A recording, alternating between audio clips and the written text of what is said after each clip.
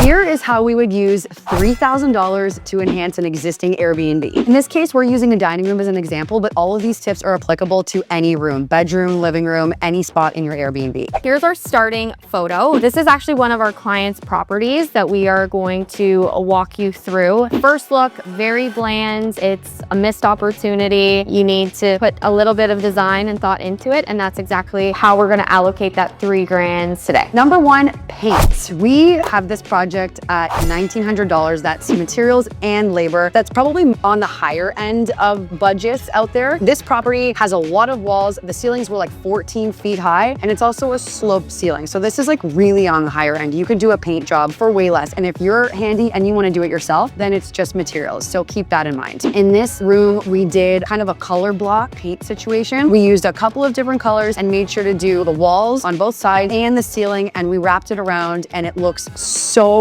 beautiful when you walk in the door, because this is actually towards the front door right when you walk in the property. Some people think with paint, just do like a statement one wall feature, but it is a better statement if you do all walls, the ceiling, even, you know, mix in patterns, different colors. So think outside the box when you're utilizing paint. And if you're just going with paint and no wallpaper, your chance to go a little bit more busier with accessories is there because you aren't competing with any other patterns. So $400 we allocated to a rug. We went with a busier pattern, something that's gonna neutralize and ground the space. You absolutely need a rug underneath your dining table. A lot of people get weary with like spills, but then lean to something more like pattern heavy, darker colors. I swear it'll make such a difference with the design and totally elevate the space. In this case, they actually ripped out the existing carpet and just put tile down. But if you don't have the budget for that, because we are staying under the $3,000, just put the rug over top of the existing carpet. We always bring this up in videos. We did a poll on our Instagram. We are pro rug over carpet. So go for it. It's gonna make a big difference. Way better than just leaving existing carpet in our opinion. Next up is lights. We budgeted $260 for lights. This room needed a statement light with a sloped ceiling and 14 feet high ceilings. A statement light is an absolute must, non-negotiable. There's actually a lot of really nice statement lights that are very inexpensive. I think people think that they're a lot more than they are. Wayfair has so many great options. We did this really long and really wide statement light fixture for only $250. So another good feature in this room is because the ceilings are so high, you must be doing curtains and making them as high as you can possibly go. So we did just that. The paint on the back wall is a green, so we opted to do a different color for the curtains, a nice kind of blue statement that came to about $100. Anywhere where you can do curtains over blinds is always the better design choice. Blinds are actually even more expensive. The $100 was for the curtain and the rod. So all of your stuff included, very inexpensive to increase the design scope of the room. And lastly, $300 was for mirrors and art. Mirrors are a very underutilized wall feature. There are some mirrors that we use a lot for like 60 to 80 bucks. In this case, we used 4 to make a little bit of a feature, right? Not just have the one.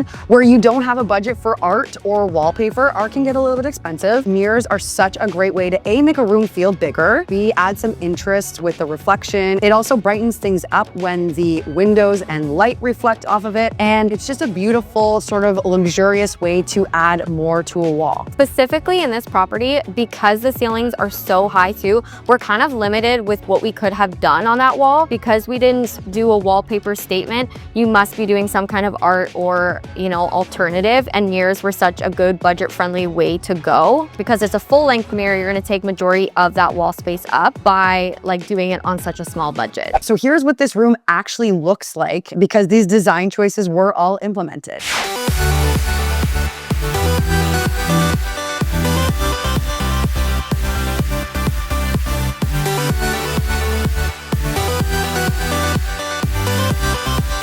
So with all of that, this actually comes to just under $3,000. The paint job was a little on the higher end. Some of the other things were too. So that's just a great example of how not a lot of budget can completely transform a room. If you want to shop any of these items, the link is in our description below, and make sure to subscribe to our channel for more videos like this.